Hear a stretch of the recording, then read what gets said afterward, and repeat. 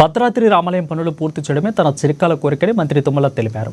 భద్రాచలం అంబేద్కర్ సెంటర్లో dividers centre lighting పనులకు మంత్రి శంకుస్థాపన చేశారు. ఆ తర్వాత రామాలయం విస్తరణ పనులు పరిశీలించారు. రామాలయం చుట్టుపక్కల నివాసాలు ఖాళీ చేసి విస్తరణకు స్థలాలు ఇచ్చిన వారికి ప్రభుత్వం తరపున ధన్యవాదాలు తెలిపారు.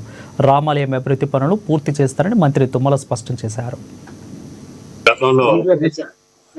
శ్రీరామనవమికి ముఖ్యమంత్రి గారు వచ్చినప్పుడు భద్రాచలం శ్రీరాముని యొక్క ఆలయం అభివృద్ధి చేయాలి అని భూసేకరణ అవసరం ఉంది.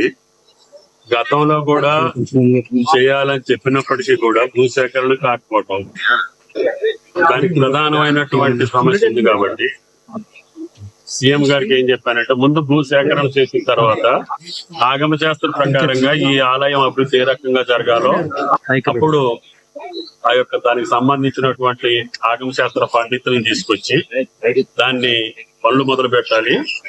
మనం ల్యాండ్ ఎక్విజిషన్ చేయకుండా కార్యక్రమాలు చేయలేము అని చెప్పినప్పుడు ముఖ్యమంత్రి గారు దానికి అనుకూలంగా 33 కోట్లు దీనికి అవసరం ఉంది అని చెప్పి నిధులు కూడా రిలీజ్ చేశారు. 40 మందికి 40 స్ట్రక్చర్స్ కి సంబంధించినటువంటి నిధులు కూడా వాళ్ళ ఖాతాల్లో జమ చేశాము. ఇంకా 1-2 రేపు ఎల్లుంట్లో కంప్లీట్ చేసి ఈ వారం 10 రోజులలో ఆ యొక్క ప్రాంతం మొత్తాన్ని